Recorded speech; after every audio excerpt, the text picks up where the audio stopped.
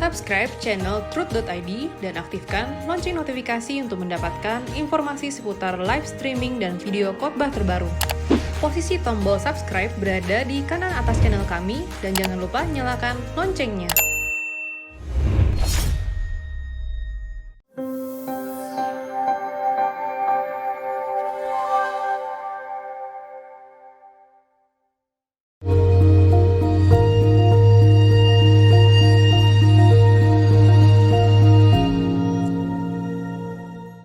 Oke, salam ya. Episode 183 Anda bertanya Alkitab menjawab dari Oma usia 77 tahun 08788619 dan seterusnya.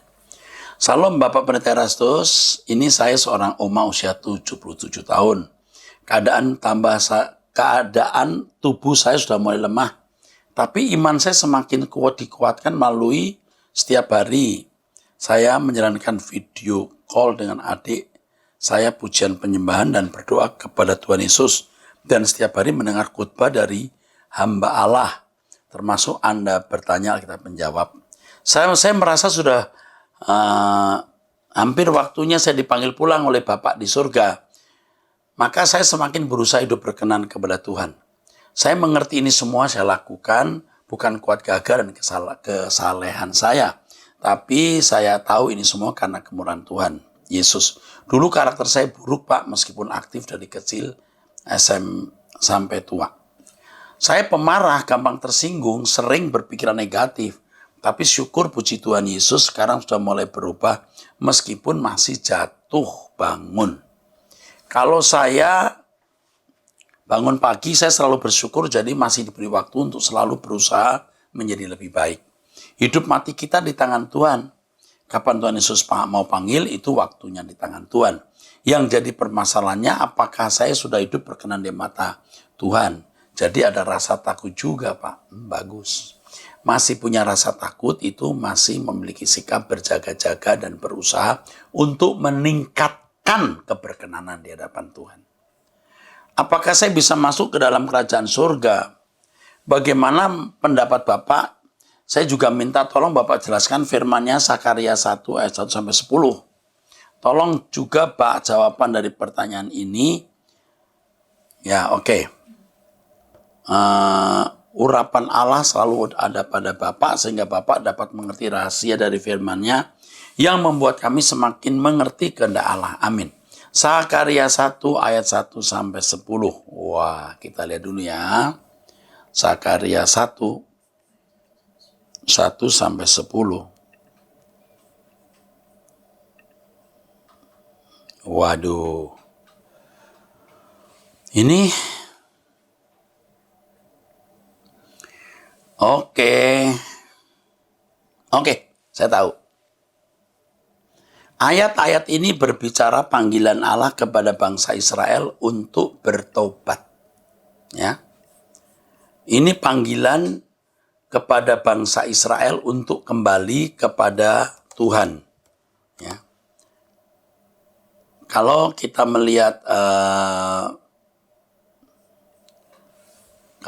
melihat Nabi Sakaria ini, ya, ini Sakaria ini seorang imam. Ini kalau di Perjanjian Baru, tapi ini Sakaria ini ada di Perjanjian Lama. Ya, ini tokoh penting ya, mempersiapkan Mesias. Jadi ini panggilan untuk bangsa Israel yang pada waktu itu memang ada di dalam keadaan sulit, di dalam masa-masa pembuangan.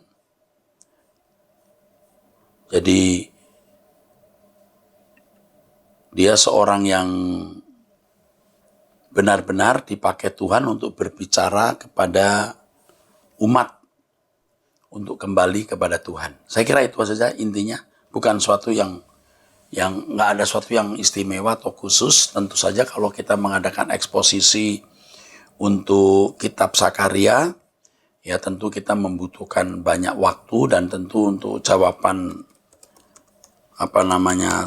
waktu yang singkat ini, tentu saya tidak bisa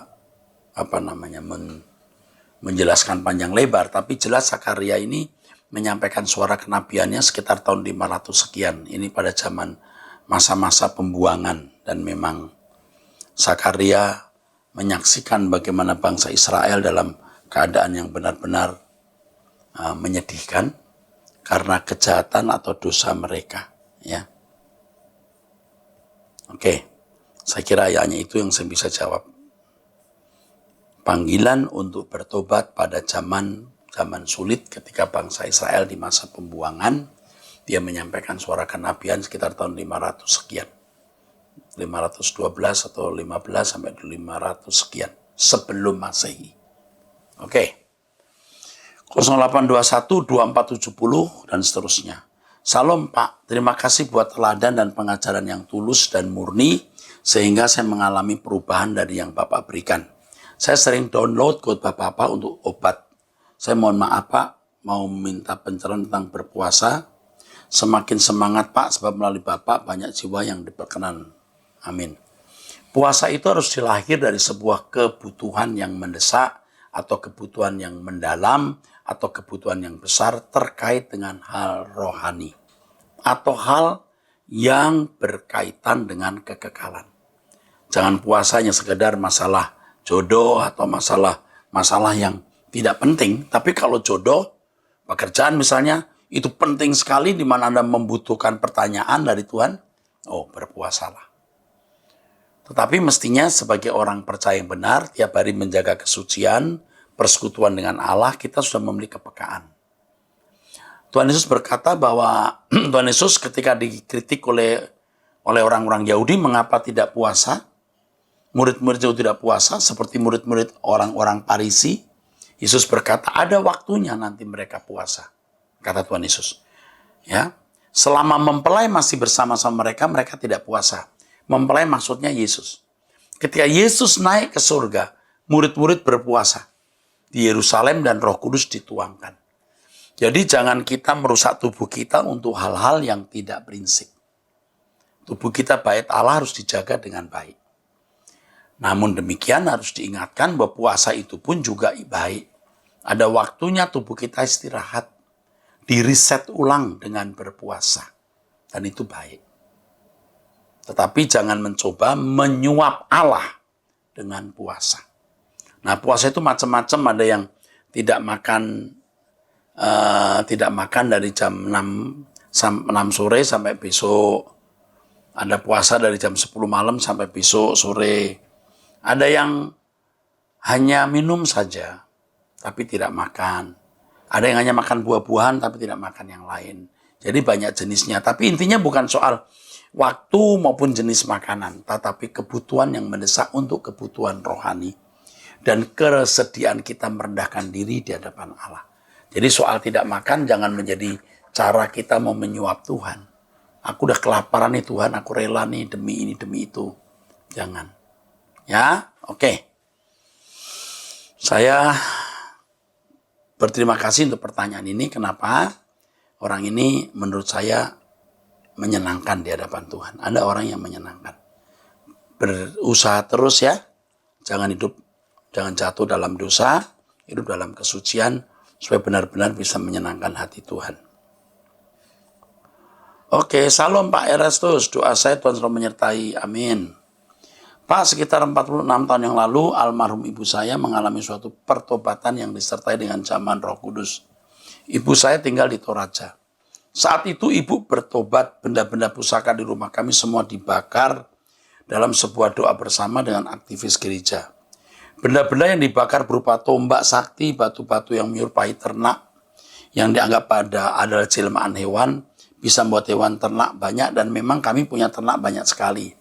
Dan masih banyak benda-benda yang dipercaya bisa membawa keberuntungan, yang semua dibawa ke gereja dan dibakar. Menurut cerita saat itu, ibu saya seperti kerasukan dan dianggap orang sudah gila, tapi sebenarnya tidak. Di waktu itu saat beliau berdoa, seolah-olah Tuhan sudah mau datang.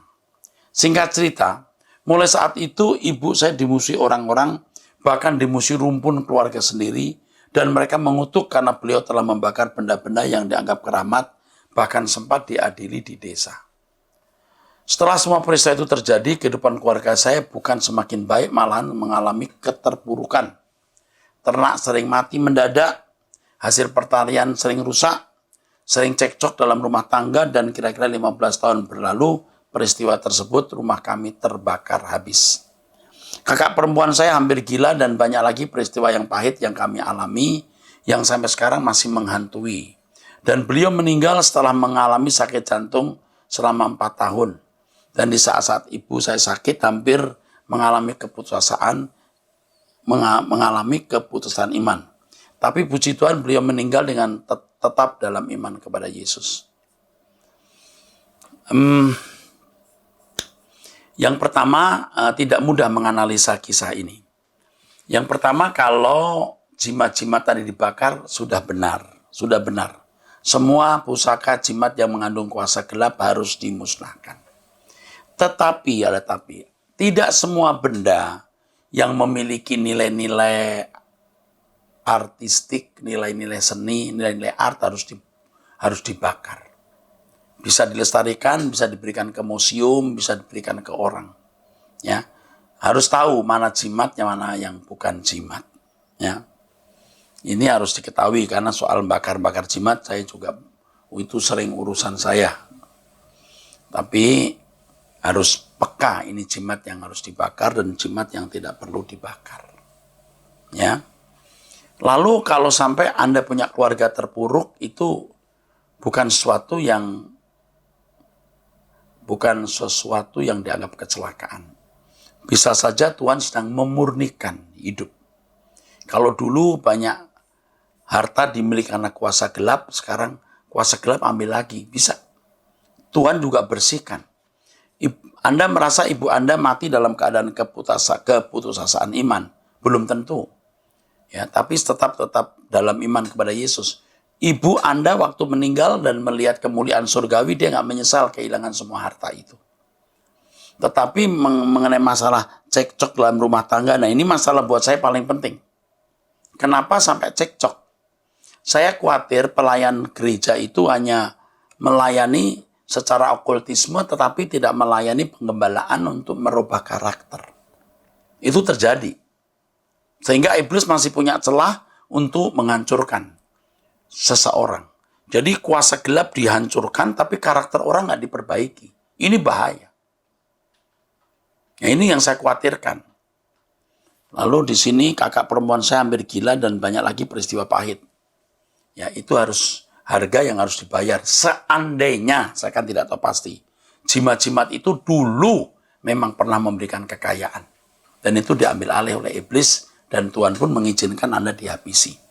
Tetapi menurut saya kakak Anda tidak akan menjadi gila. Dengan pertaruhan membuang semua benda pusaka yang berharga itu, Tuhan akan membayar harganya juga. Artinya Anda akan dilindungi Tuhan beserta dengan keluarga. Kakak Anda tidak akan gila. Tuhan pasti melindungi. Ibu Anda pasti masuk surga. Dan semua kekayaan yang pernah hilang, nggak usah diratapi karena Tuhan menyediakan yang lebih baik. Tetapi yang perlu dicatat di sini, pendeta gereja yang membakar jimat-jimat tidak boleh hanya sampai pada pembakaran gereja-gereja dan pelepasan dari kuasa gelap. Kalau saya baca dari tulisan Anda ini, ibu Anda benar-benar ada kuasa gelapnya. Dan bersyukur kalau Tuhan memberikan ini ya. Ini perlu ya. Oke. Saya kira ini cukup jelas. Cukup jelas ini ya. Cukup jelas ini, oke.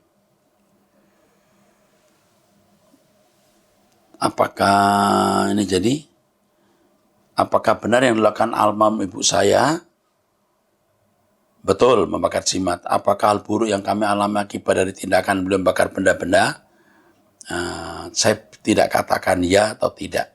Tapi yang jelas iblis tidak bisa menghancurkan hidup ibu Anda. Tuhan memurnikan lewat keadaan itu. Ya.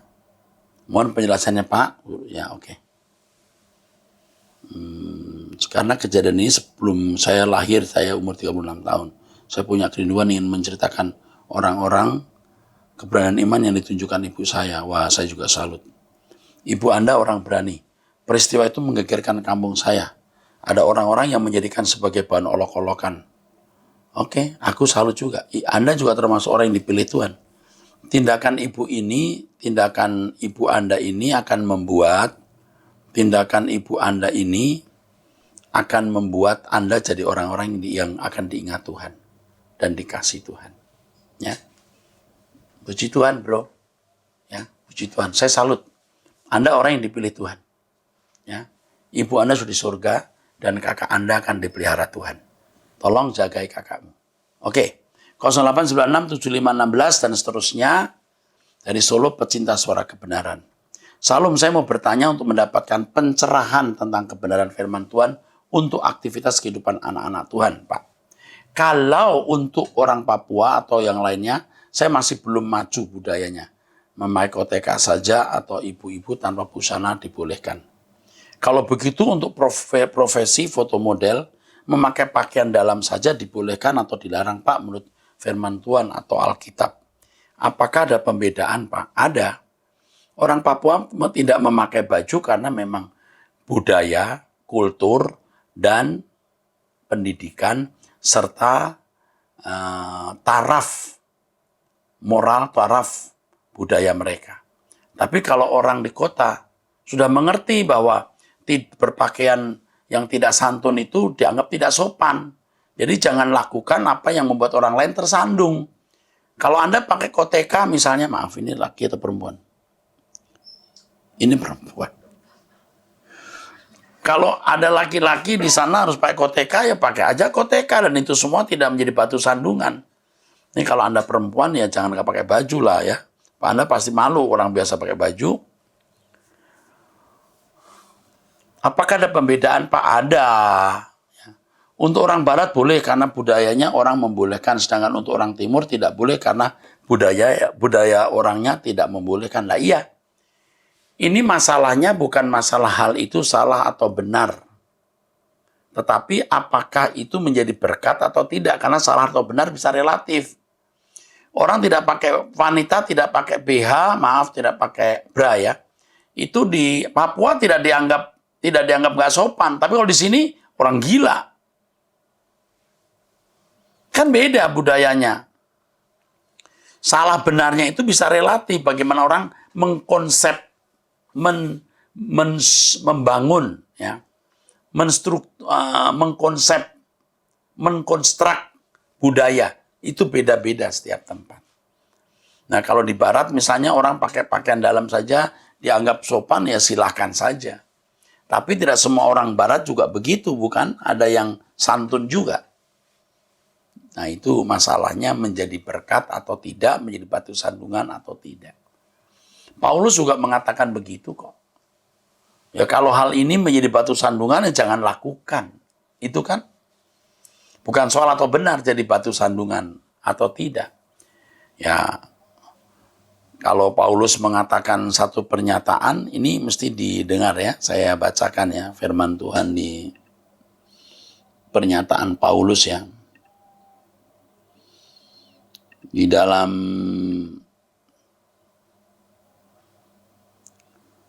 firman Tuhan ini,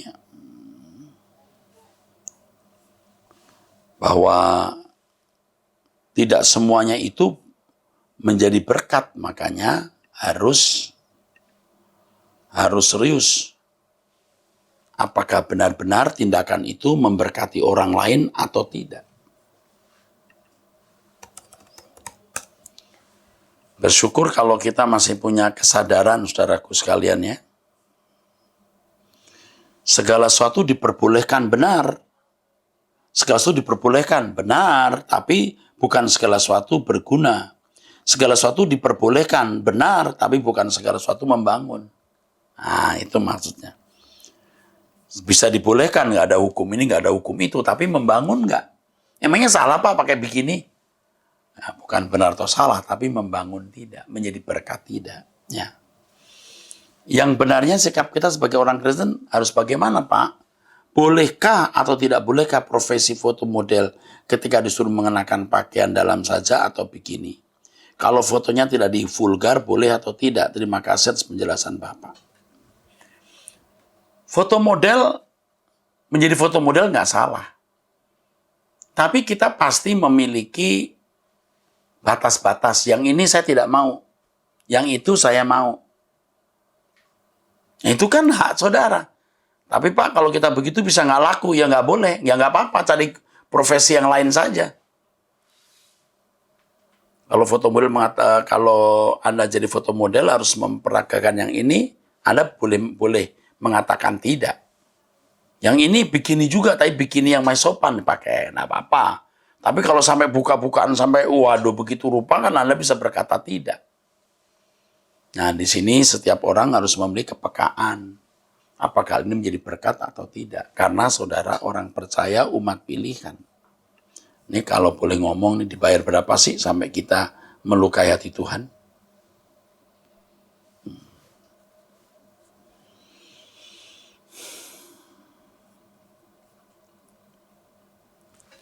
08137250 dan seterusnya. Salam Pak Eras. Saya seorang ibu umur 43 tahun punya anak 3. Umur suami saya 48 tahun. Terima kasih saya ucapkan buat Pak Eras dan channel YouTube yang sudah menjadi berkat buat saya. Saya aktif mendengar khotbah Bapak dari Februari 2020 ini. Puji Tuhan Pak, saya banyak sekali diubahkan dari hal kesabaran dan bebenah diri, dan sampai sekarang yang begitu bergelora untuk makin serupa dengan Bapak di surga. Walaupun kadang masih jatuh bangun Pak, hehehe. Yang saya mau tanyakan Pak, suami saya jarang menafkahi saya urusan seks. Sering saya tanya sama suami tentang hubungan kami. Tapi suami tidak mau menjawab, dia hanya diam saja. Saya jujur Pak, sering saya merasa kesepian dan meneteskan air mata, walau suami di samping saya, dan kami punya restoran yang adalah suami saya kokinya. Dia bangun jam 2 pagi dan habis kerja dia tidur lagi sampai jam 6 pagi, bangun jam 11 siang, dan kembali kami berdua urus restoran dengan 5 karyawan. Begitulah terus Pak kehidupan kami cari makan. Dan ini sudah berlangsung lama, sedih saya itu. Pak Era, saya selalu ingat khotbah Bapak. 70 tahun saja di bumi menderita demi menuju hidup kekal. Makanya saya selalu sabar. Apakah saya alami ini termasuk pikul salib Pak? Ya, itu bisa termasuk pikul salib. Pak Eras, dan apa yang harus saya lakukan Pak Eras? Terima kasih Pak, Tuhan Yesus memberkati. Yang Anda harus lakukan adalah Anda bersabar. Anda jangan sampai jatuh dalam dosa karena kebutuhan ini. Nggak seberapa senangnya, tapi nanti akibatnya panjang sekali. Ya. Jadi nanti akibatnya panjang sekali. Ya. Jadi hati-hati, sebaiknya tidak terjerumus ke dalam dosa. Saya salut Anda sabar. Coba coba Anda tahu penyebab dari keadaan itu apa. Apakah suami mengalami depresi, stres sehingga menjadi frigid atau dingin, atau karena penyakit, atau faktor lain. Tetapi apapun faktor itu, tetaplah setia sebagai istri dan jangan persoalkan soal kebutuhan ini.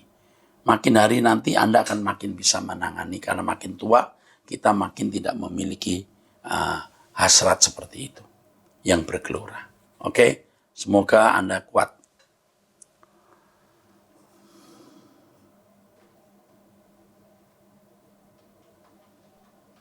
Oke, di sini ada tulisan dari pria usia 26 tahun dari Jerman.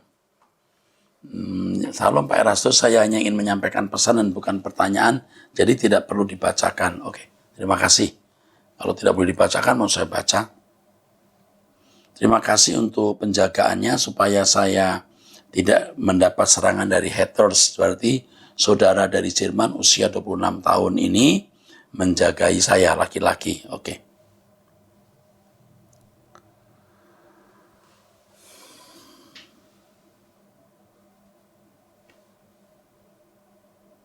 Oke. Memang soal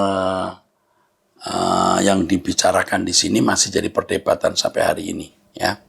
Tapi saya tidak perlu menyinggung, tapi yang jelas nanti kalau saya ada waktu saya telepon sendiri. Oke. Terima kasih untuk koreksi, untuk masukan yang sangat berharga dari Jerman ini. Berarti saudara memiliki hati yang mengasihi Tuhan dan melindungi saya.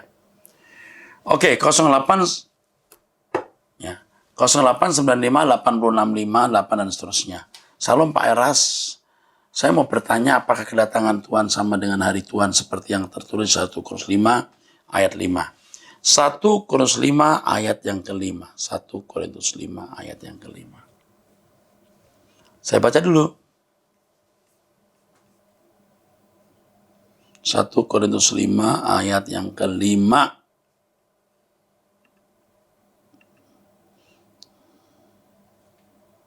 Saya khawatir dia salah tulis loh. Mungkin 105 itu ya.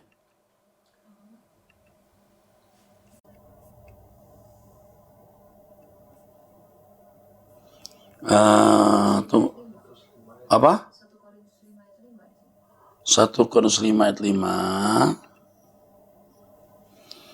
Orang itu harus kita serahkan dalam nama Tuhan Yesus kepada iblis sehingga binasa tubuhnya agar rohnya diselamatkan. Diselamatkan pada hari Tuhan. Oh, maksudnya itu. Ya, makasih. Maksudnya begini, saudara. Ada orang-orang yang perlu dihajar Tuhan.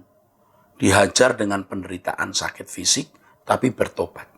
Itu namanya tubuhnya diserahkan kepada iblis. Tapi jiwanya selamat.